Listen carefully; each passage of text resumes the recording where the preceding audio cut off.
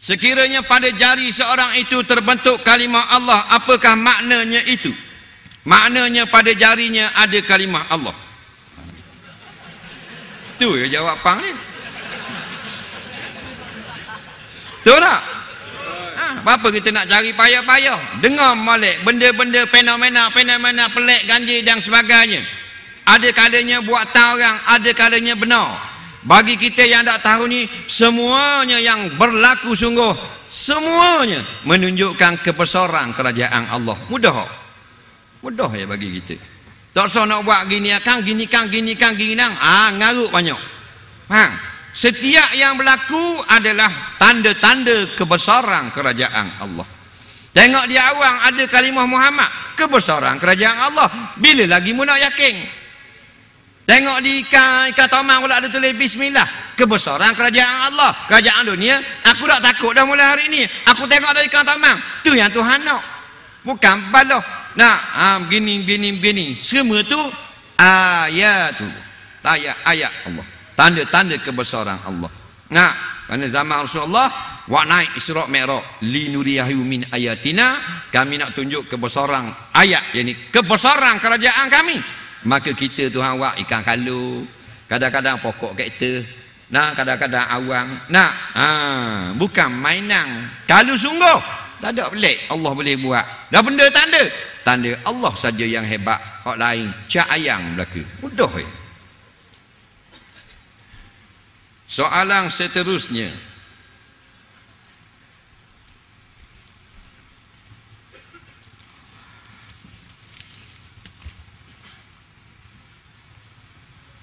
apakah hukum petugas mengutip derma? Ketika khatib khutbah Jumaat. Selamat. Ingat ke ketika ceramah tadi? Ada orang dia ngajar dalam televisi, dalam YouTube. Dia kata satu jemaah tu bila ceramah kutip duit orang. Dia tahu nak sindir ke siapa. Faham lagi? Kutip duit pendengar, paksa orang beri duit. Ada tak orang paksa? Tak ada. Duit orang minta, orang terpaksa kena beri, ambil macam-macam. Ni nak hina kita. Tak ada luak sikit pun.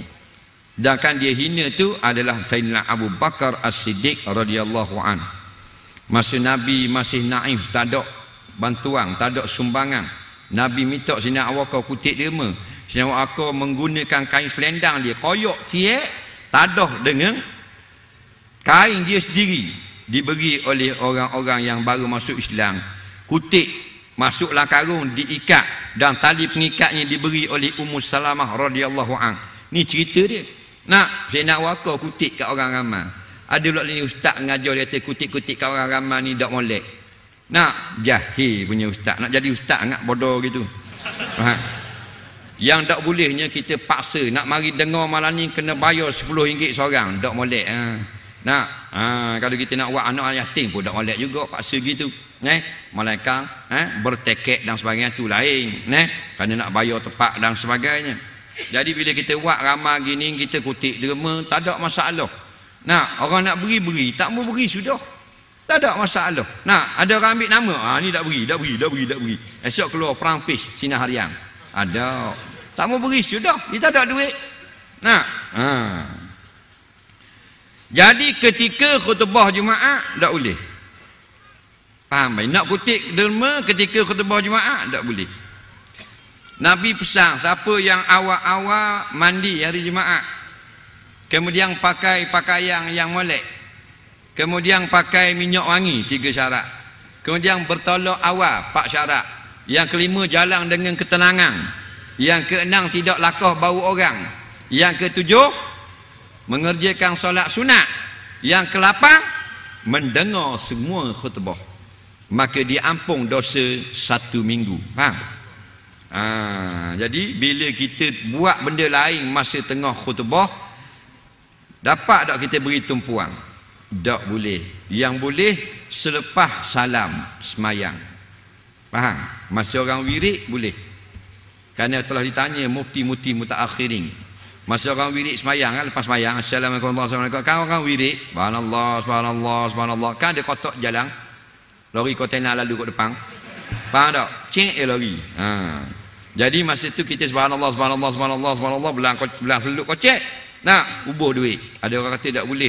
Ulama jawab boleh. Dia dapat dua pahala. Pahala zikir dan pahala menderma, dua dalam satu. Nak macam syampu, buah avocado dan lidah buaya. Nampak?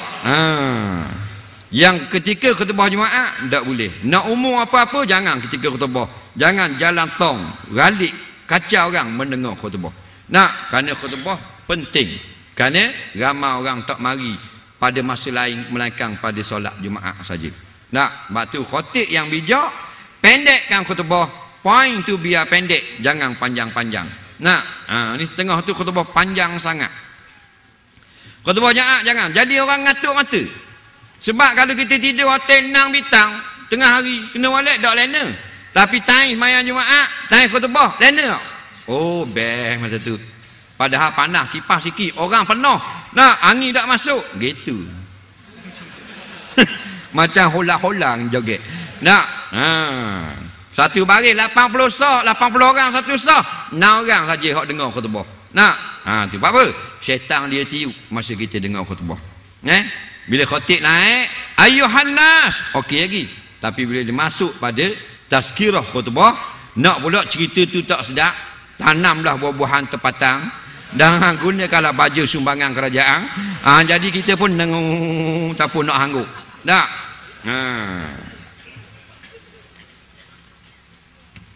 Biar pendek khutbah, pendek 1 minit sudah. Faham? Ke mana? 1 minit khutbah, biar kuat. Ni khutbah dulu. Pemdeha ni. Tu imam umur 360 tak urut. Nabi baca khutbah, orang tak tidur apa? Seperti panglima perang mengarahkan tentera di medan tempur. Mata merah kata sahabat. Nak.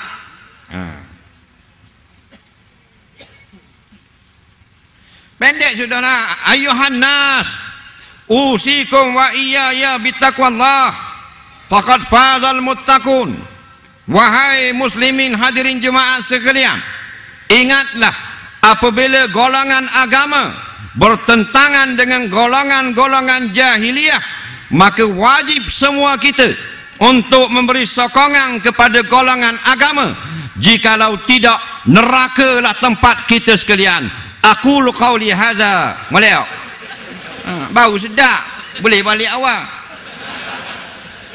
Ni panjang melegek. Baru tak tidur. Mak mu kata, cih, tak nak tidur. Tak.